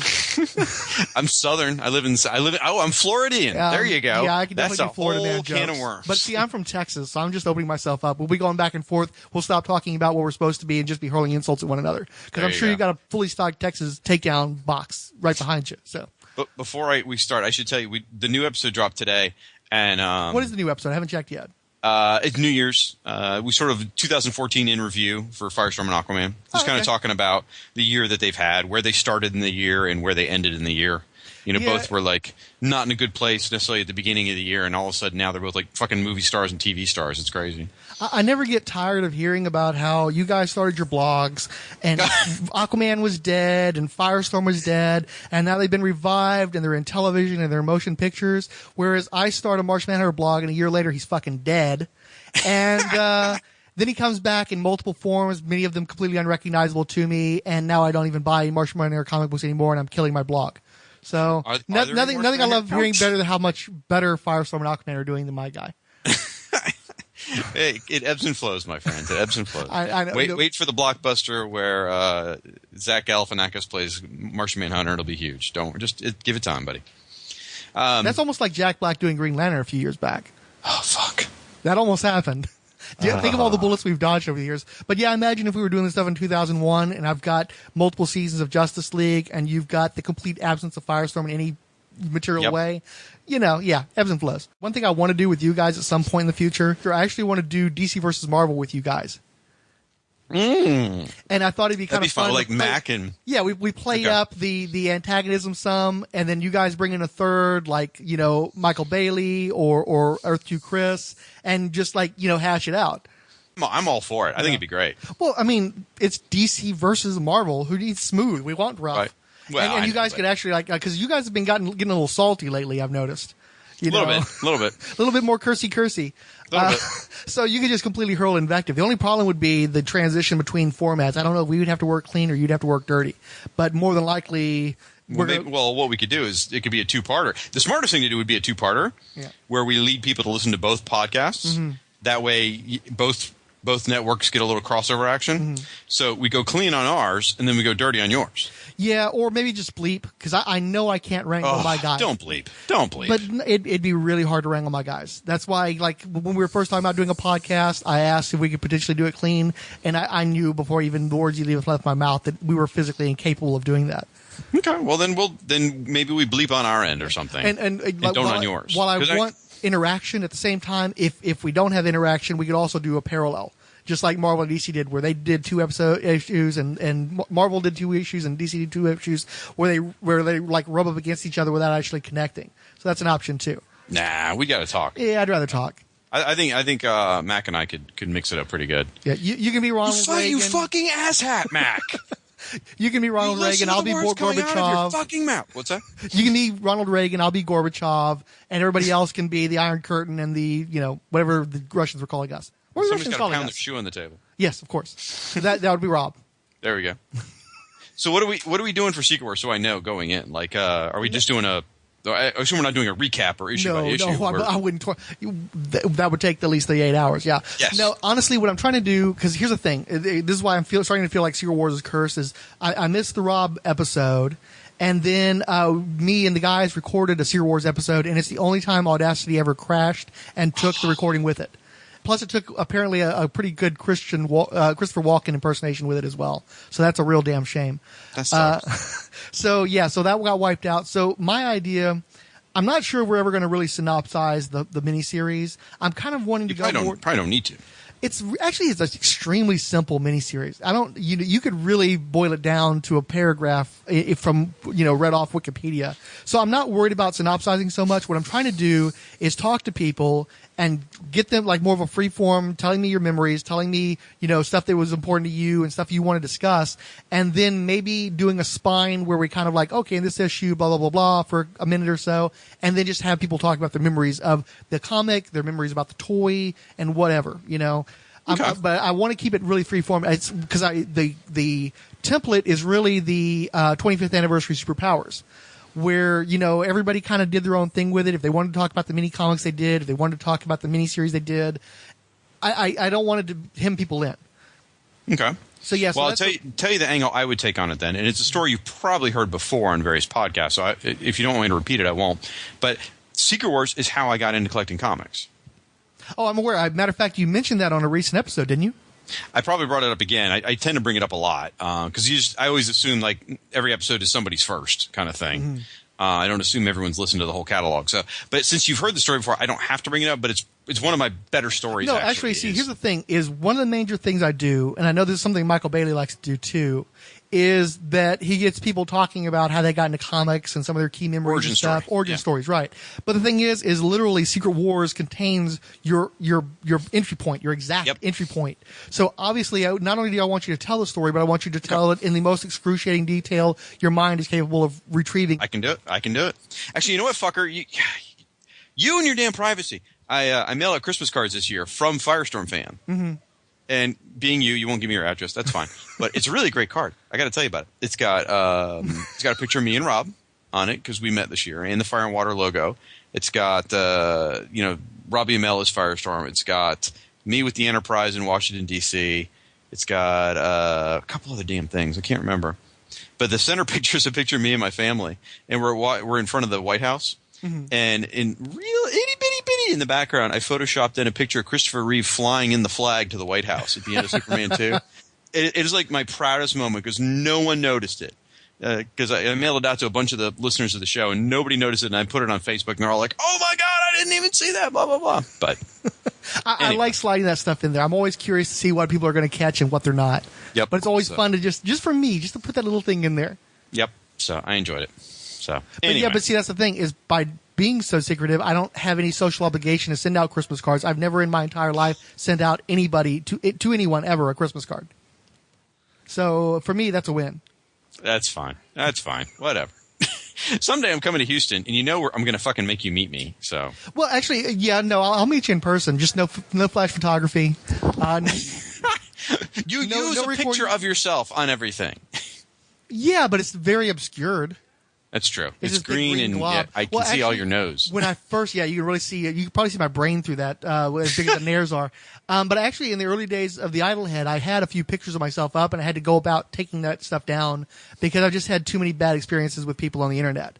So I mean, you told me about your family, and you don't want people to know who you're related to, or you're related to somebody that's questionable. That's fine. No, not questionable. It was just, Or they had a bad rep or something like that. No, it wasn't that either. Something to do with the movie. I remember.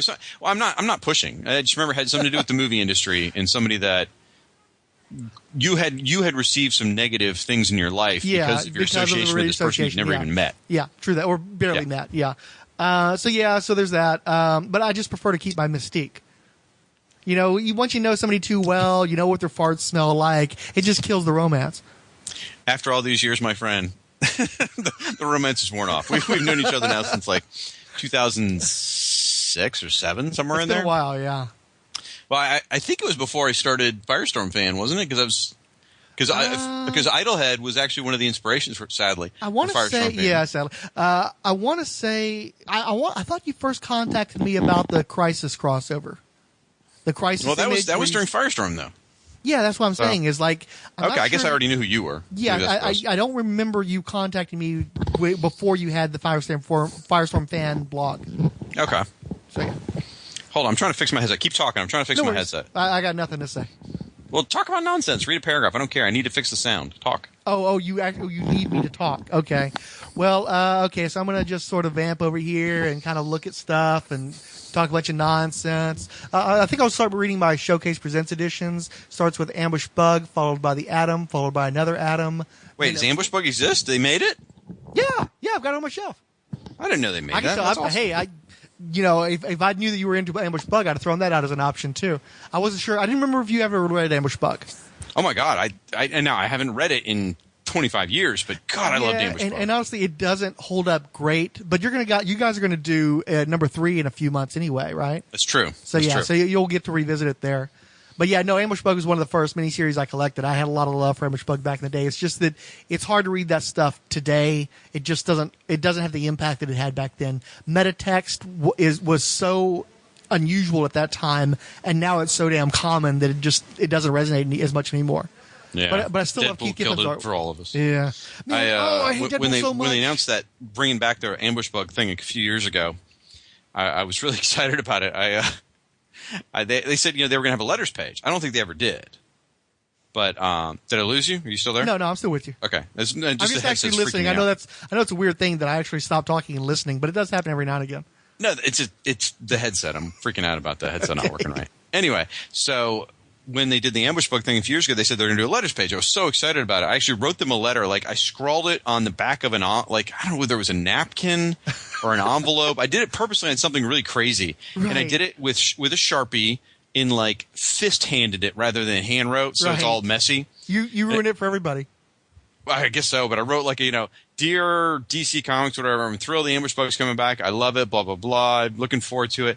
P.S., is his name Irving? Is that his name? Yeah, Irving? Erwin Schwab. Irwin. I said, Irwin owes me $10, by the way. I expect, some sort of threatening comment saying he owes me $10 and he better pay up or something. And I figured, I'm like, that's totally the kind of shit that would get printed, right? No. Yeah, and then they tested it for anthrax besides. Probably. And then it was pretty funny that it took him a year to get the last issue out. That was funny. Well, I would love that. I want somebody to do an article on that. I want to know exactly what happened because Keith Giffen doesn't decide not to do a Ambush Bug issue for no good reason. Yeah. So something happened there, and I'd really like to know what happened because you realize that was guest produced. What do you mean? The last issue of Ambush Bug wasn't by, or if it was by Keith Giffen, it was only partially by him. Oh, see, I haven't even finished reading the miniseries. I started it and then I just never finished. Well, it's in a stack somewhere. It's a good thing I didn't go into detail and spoil it for you for the third time. Again, I haven't read. It's sitting in a pile since 2007. Yeah, probably.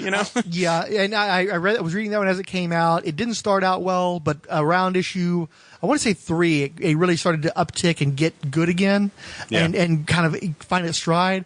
And then that last issue took forever. And then when it comes out, it's mostly, if I remember correctly, by the guys who did Tiny Titans. Oh, okay. Those guys are great. So, yeah, it wasn't a bad issue. It's just, but you're like, what happened there? And he hasn't done the character since then, to my recollection.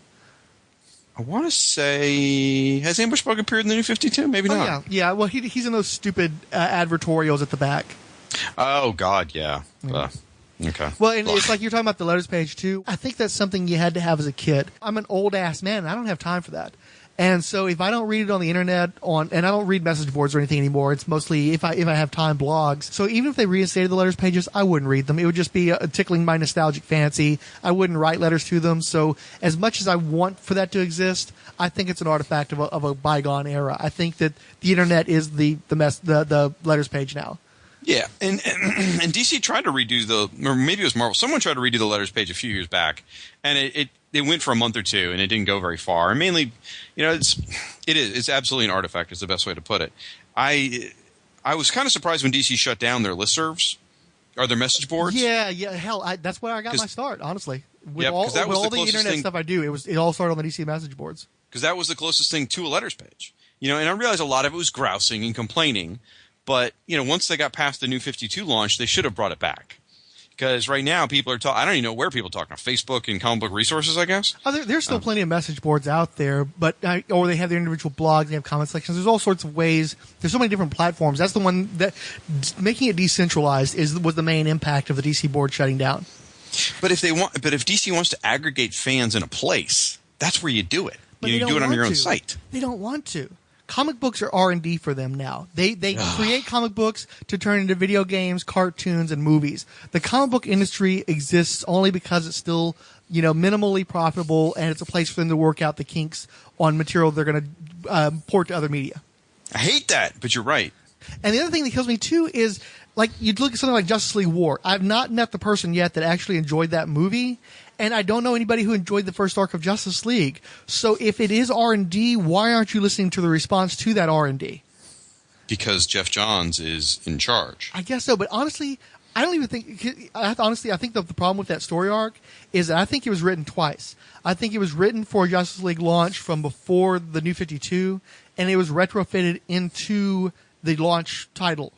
And so I think that the dialogue was probably rewritten, and it wasn't – you can tell just by reading the comic book that book had to be tailored for Jim Lee's artwork because it was not written in a fashion that would normally be associated with Jeff Johns.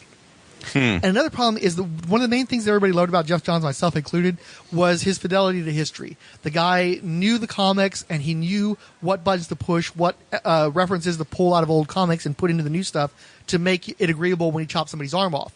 And with the New 52, all he's doing is chopping people's arms off, and he doesn't have that connection with the audience anymore.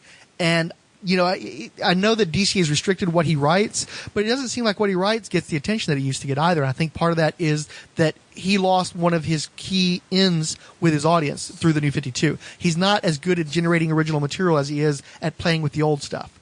Yeah, I mean, he was sort of a modern-day Roy Thomas during the old 52, if you will. He found the stuff in the old days, he brought it back or found a way to make it fit, and it was interesting. And now, I used to say this quite often, that Jeff Johns never created any original characters. Like, towards the end of his Justice Society run, I'd kind of had enough of him by that point. Mm-hmm. And I remember saying quite often he never created any original characters. And you can see that, where, as you said, he's stuck using what's already existing, and now there's nothing to play with.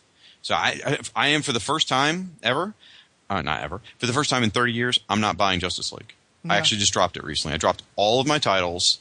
The only new monthly comics I get are Hawkeye and Daredevil and the 3 Doctor Who titles. And those are on questionable status as it is. It's weird that you have a Firestorm blog. Oh, I'm sorry. I do get Aquaman. Right. But it's so funny that you have a Firestorm blog and like the 2 main books you buy are the Archers. And I've never remember you saying anything about Archers at any prior point. Is it just the creative teams? Oh, I'm sorry. For some reason I thought you were saying Hawkeye. I did. I said Hawkeye and Daredevil. Oh, I for some reason my brain turned one of those guys into Green Arrow. So no. that's my bad. Hawkeye and Daredevil. So, and you were enjoying Hawkeye under Matt Fraction, correct? Yep, and I'm looking forward to Jeff Lemire because I have a lot of confidence in Jeff Lemire, so he should do good as well. But it's weird that he got fired off of Green Arrow, and now he's going on to Hawkeye. That's such an odd thing to have done. I hadn't thought of it that way. That's pretty funny. Well, yeah, because my understanding, and he was let go because DC wanted to gear the book more toward the Arrow audience.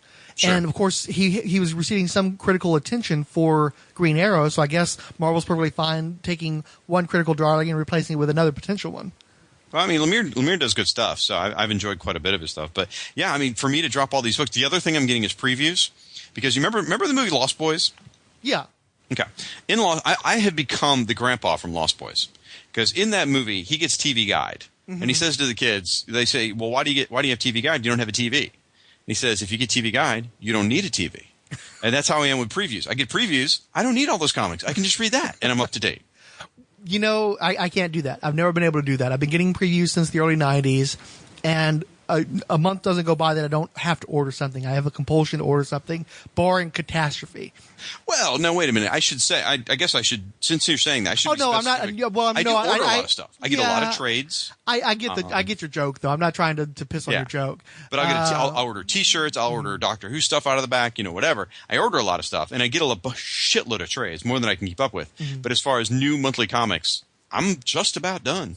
Well, and I'm in the same boat as you, because what kept me at DC for as long as if I'd had sense, I would have gotten out of DC in the mid-aughts when I saw which direction things were going in. But I had no way of foreseeing that Didio and the people who follow his mindset would be in place for so long. Mm-hmm.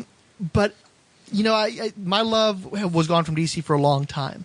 And I kept up with all these books because I was interested in the DC universe and the continuity. And it's the same thing that's drawn me back into Marvel's, mostly their cinematic universe. I still don't read very many Marvel comics, but I'm very into the cinematic universe because I love continuity. I love history. I love when you take something and you build on it and you build on it and you make it this grand structure. Just the raw authorial architecture that goes with creating something like that and making something like that work. I adore that.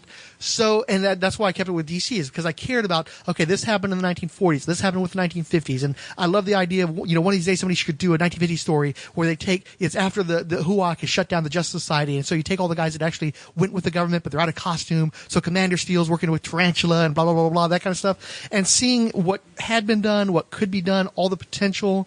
And the great thing about the New 52 is that that's gone, because they deconstructed everything and then they half-assed put up this shanty town in its place. And it's like, okay, well, everything that I cared about is over with now. I can just stop now. All the stuff that I've been buying out of obligation and out of potential instead of reality, I can finally just stop doing that and grow up and start reading books that I can take pleasure in again and stop being an asshole. Because I really did feel like an asshole after a while there. You were. Yeah, I was. It's just like with Wonder Woman, I got in that book in the early 90s and I loved William Messner Loeb's run. And so I went backwards into the Bronze Age and I went forwards up until the Allen Heinberg run. And I finally just decided, you know what? I really haven't enjoyed a Wonder Woman run since the guy who got me into it, William Messner Loeb. I enjoyed stuff from before it. I haven't really enjoyed anything after it. And I have hundreds of comic books featuring Wonder Woman that I don't enjoy, where I don't feel like the authors get the character. Why am I still buying this? And it was liberating to just be done with it and just quit it. And now I'm buying more Wonder Woman comics than ever, but I'm buying Sensation Comics. I'm going to be buying Wonder Woman 77. I'm buying stuff that I actually has some entertainment value for me. And it's nice. They are doing a Wonder Woman 77? Oh, yeah. You hadn't heard about that? No, I don't read the news sites much anymore either. Mark Andreyko is going to do that. It's just going to be like the Batman series, except based on the Linda Carter TV show. So yeah, I gotta buy that. They should do like one issue that takes place in the 40s and one issue that takes place in the 70s. There you go. Well, they do advertise it as Wonder Woman 77. So which season is that? Dicey. Actually, I don't know. I'm actually not a huge fan of the Wonder Woman TV show. Aww. I watched it as a kid. It's not, and I tried watching it as an adult when it first started hitting DVD, and it's not really a particularly good show. It's one of those where Linda Carter's hot, though. Yeah, Linda Carter is hot. Absolutely. It's a show that it's full of iconography and you can take elements from it and enjoy it, but really you need to be drunk to fully appreciate the show. But I'm going to buy the comic book. I used to run around the house. I used to take Dixie cups and pop out the bottoms and wear them as bracelets and run around and pretend I was Wonder Woman. Which tells you a lot about the way I probably grew up. Used to worry my parents quite a bit. I'm sure. She was the only superhero on TV, you know? You I could watch me. her and I could watch George Reeves reruns. And so, I'd wear my Superman t-shirt and my Wonder Woman bracelets and run around. At least you actually watched George Reeves. I was referencing that with Mac and Fix It earlier, and they're like, oh, yeah, we never watched that. It's like, oh God. The show was great.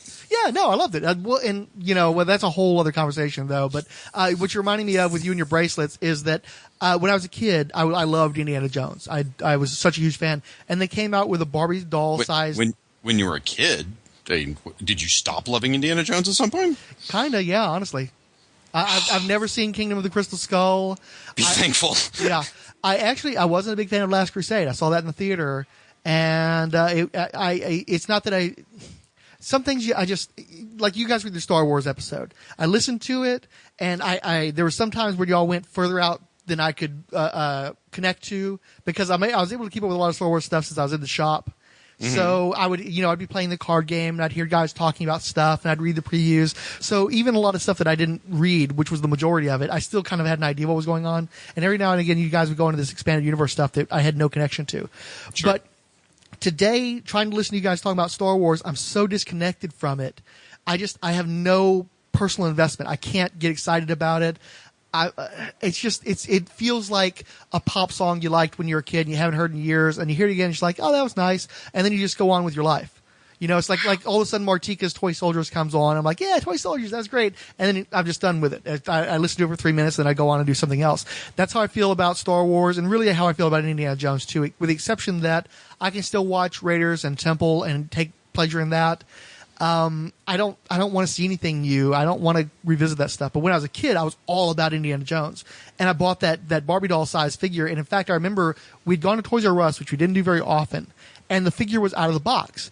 And one of the employees, I'm crying because I want it, but there's no price on it. So one of the employees comes up and just takes her sticker gun and sticks it onto the doll itself. And I'm like, oh, thank God I can get my Indiana Jones. So I go and I pay for it. And I realize I have nothing to play with the Indiana Jones. He's so much bigger than everything else I had. So my mother went out and she bought me one Ken doll and one or two Barbie dolls because they had to have girlfriends. Right. And then later on, I think I picked up the $6 Million Man Bigfoot at a garage sale, and I had a Kiss, the Gene Simmons Demon Kiss doll. Oh, jeez. And of course, being a kid, all the clothes disappeared almost immediately. So it's all these naked Barbie dolls lying around. And my grandmother actually asked her doctor one day when he paid her a visit if there was something wrong with this. And he's like, no, it'll actually probably help him with his social skills and family skills to have all the dolls interacting with each other. He should be fine. Ah, there we go. Well, the doctor was wrong. Your grandmother's right. I can just see you, though. Tonight, the part of... Sorry, I can't do it. Tonight, the part of Belloc will be played by Ken.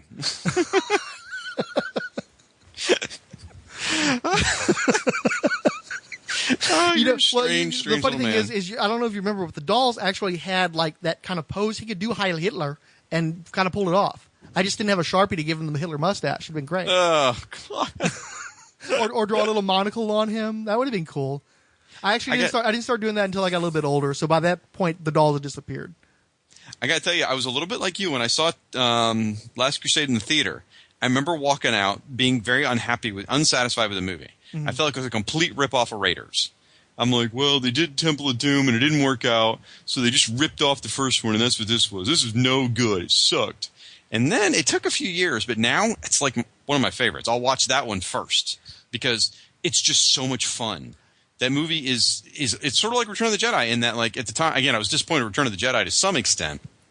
Well, not when I first saw it, but around 86, 87 when I thought I was an older kid. I thought Return of the Jedi was too kiddie, But then as I get older now, I realize Return of the Jedi is friggin' brilliant. It's such a great mix of fun.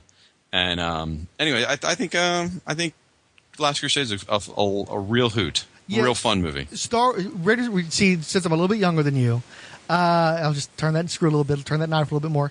Thanks, Ashway. Return of the Jedi came out at the exact perfect time for me to see it because I was young enough to where it was absolutely my favorite when I first saw it. Empire was too dark for me. I was a little too young for it, but Return was exactly in the right place for me. And of course, as I got older, I went backwards, and I enjoy Empire like everybody else. Well, I loved Raiders and I enjoyed Temple of Doom.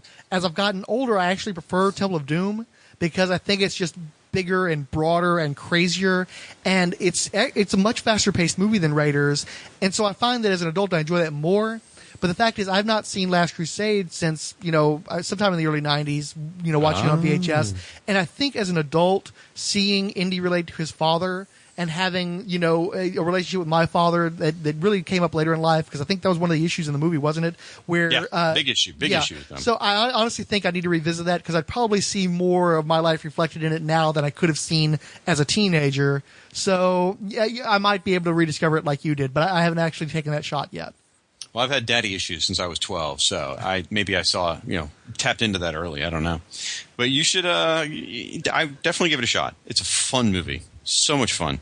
I think I showed that one to my daughter first, just because it was a fun romp, versus you're right. The first one, the pace is very slow. Mm-hmm. And the second one's probably, deserves that PG-13 is a little much. Oh yeah. It's intense.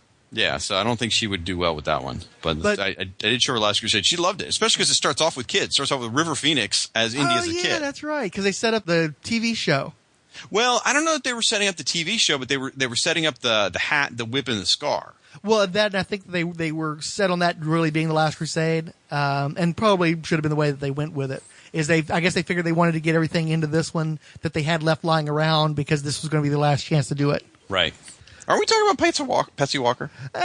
We can roam around a little bit, but I know you're tired and you need to get to work on your next episode. I'm going to sit here and stare at my previews cover that has Jem, as she's truly, truly outrageous on the cover. Hey, were you a Jem fan? I watched some Jem. I love the concept of Jem. You were too old, huh? Well, it's also a girl show. So as a kid, little miss running around with Dixie Cup bracelets. Who are you to throw stones?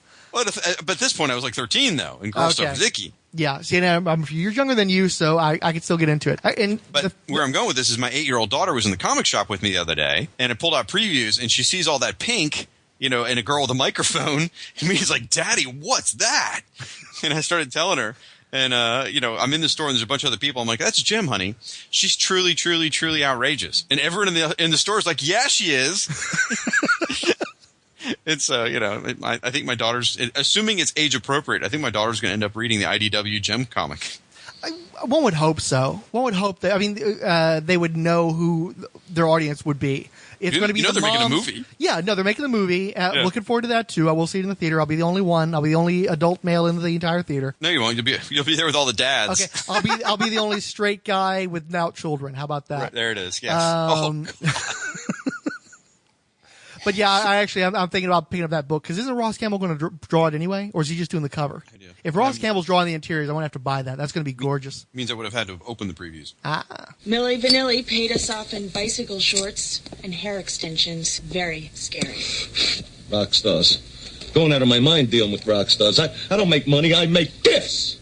I mean, how am I supposed to pay taxes with bathtub compact disc players and autographed drumsticks? You know what I'm saying? I need cash, moolah, wampum, dead presidents, Michael Jackson, Gerald Ford. Paid them in fish, like the Daredevil movie. Eh? There's an offhanded reference in there where Jon Favreau playing Foggy is complaining to Matt about taking all these pro bono cases, and he's like, "You know what he paid us in? He paid us in haddock. He paid us in fish, Matt." Honestly, when I hear that, I think of Adventures of Ford Fairlane. What? Yeah. Do you remember that one? I remember it existed. I hated that guy. I hated him. He seems like somebody right up your alley, though. I saw that movie in the theater. I bet you did. I think it was me and my brother at a dollar show, and we may well have been. I don't think we were the only people in there, but we might have been because it was either that one or Elvira, Mistress of the Dark, where I was like, it was just like me. Straight adult males in the room. Elvira? I was talking about the other one, but yeah, I'm about to say no. Elvira. Oh yeah, it would have been nothing but straight males in the Andrew Dice Clay movie. But yeah, they had a big thing where since he was a rock and roll detective, he was always being paid in outlandish stuff that they couldn't use, like koala bears, gold records. So yeah. Okay. I know there's a reference that nobody else is going to get, and I probably just wasted your time and mine even explaining it. And now people are wondering, he edits all that other crap out. Why did that make it in? Well, hey, it may not. We'll have to wait and see.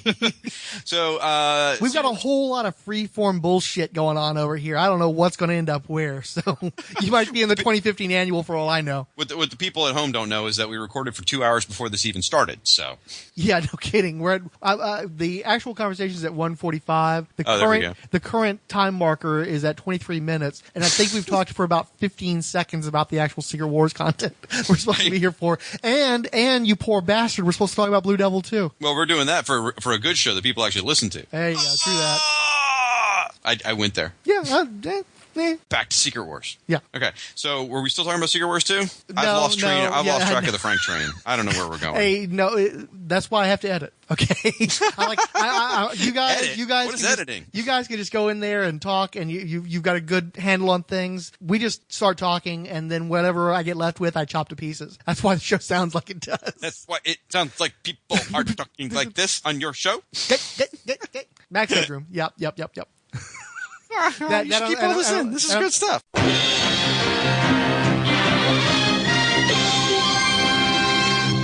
This podcast is already about 90 minutes, so I'm not going to keep you with a big mailbag. We'll just get to the basics. Retweet frantic ones include the Huntress Batgirl Podcast, Jeffrey Brown, and Justice Trek 2019. Keepers of the Favors Flame include 06 Sin E26, Abdul Muhammad, Adriano, Castology Podcast, Daniel French for Sponius Sound Design, Gab2-DNA1B, the hell's with all this IG88 bullshit, Gafgarn the Eternally Unfurnished, GK Wordsmith, Hello BMO, Hot and Nerdy TV Presentation Pilot, Ja Rule, Jack's Web of Chaos, Jennifer DeRoss, Carl Ottersberg, Casper Beaumont, King Dinosaur, The List Game, Markeo Moro B17, Mark Robbins, Marvel Universe Online, Odell Abner Dracula, Olefkin, The Quest Army, Richard G, RV Athletics Fan, Secret Wars and Beyond Podcast, Speech Bubble Pod, Stockport Super, Tanishka Vashan, Tim Wilsey II Turbo, Tom Beach, Thomas Scorsese, Toon Styles Podcast, and Unpacking the Power of Power Pack.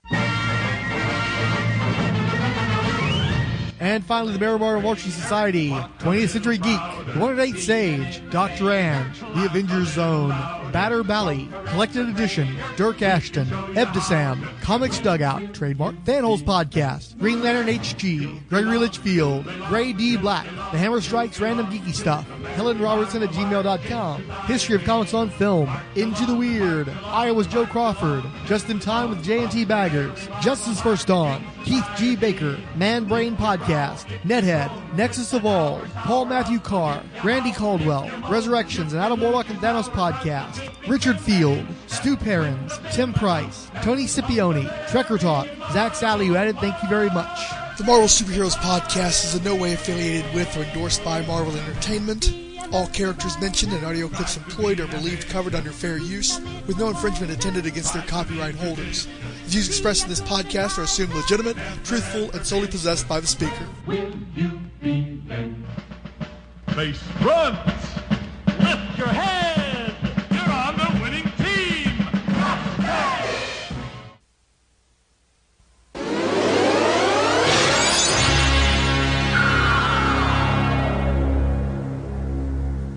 Are they really your friends, though? I mean, friends implies that you guys like each other. I don't know. After listening to a few episodes, I'm not sure that you do.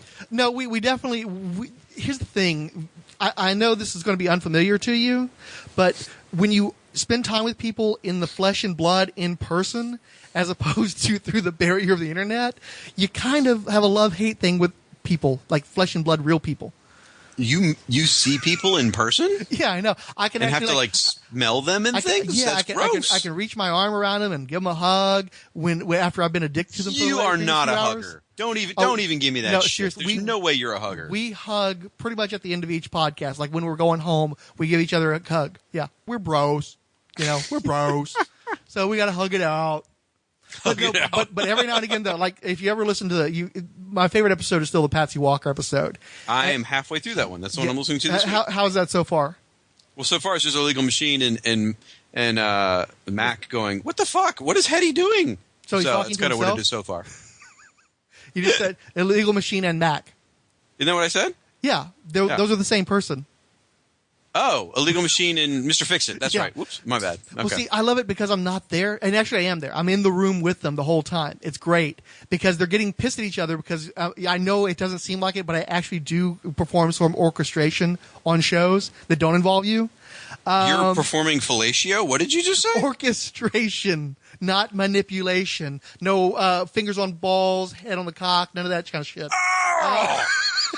Just orchestration, just manipulations. So anyhow, so I wanted to have just Fix-It and Mac and I'm in the room, but I want them to talk to each other and me, like, let them work it out. And see, I'd already recorded a segment with Illegal Machine, so he kind of knew where this was going. But Mr. Fix is like, why are you reading these fucking chick comics? He just didn't know what the hell was going on. And so Mac is trying to lead him some, but he's so resistant. And so there's this great tension there. And meanwhile, I'm in the room, but I'm not helping at all. And there's this one point where Mac is like, and you motherfucker, you're being borderline violent with this shit. Because I wouldn't tell him when Spider-Man's first appearance was. No, it's not in there. I don't know if it's even recorded. I don't know. Oh, yeah. okay. So I'm just sharing this with you. But it's great fun because I'm in the room just watching them like digging at each other and you know, trying to make their way through this weird material. So anyway, so I just love that because I was able to step back from that. I think I had a point, but the point is they were literally pissed at each other for a week or two after that because of so much tension created by that. But again, we all hugged it out. We bros. That's funny. It's funny. Yeah, if you spend enough time together, your menstrual cycle will sync up. Our menstrual cycles. Your menstrual cycles. All that hugging, we bleed out our butts. What can I tell you? There you go. Okay, so anyhow. Poor Mac. Poor Mac.